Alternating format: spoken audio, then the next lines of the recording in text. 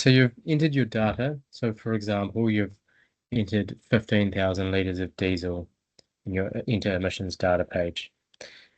So it gives you an instant result there under this emissions page. What else you might need to know is that you can toggle off these headers. So anything you don't need, for example, comments, you can turn that off. When we want to see our results, we're going to come to emission results and we can view them by several different views: graphs, a data summary, or report.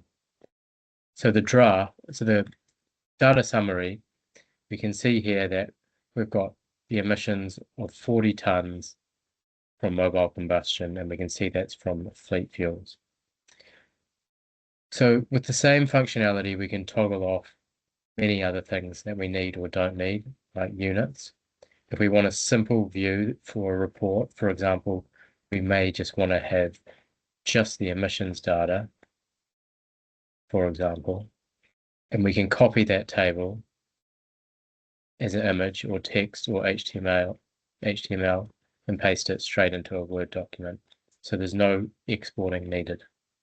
Although if you would like to export it, you can download all of the data into an Excel format. Some other things we can do here is we can add additional projects. So we've got multiple projects, say for example, we have 3 different years. We can add them all in the same table so we can see the year-on-year emissions.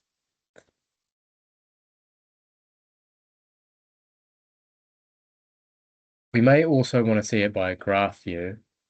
And for example, we can see our 3 projects and the total emissions from those projects.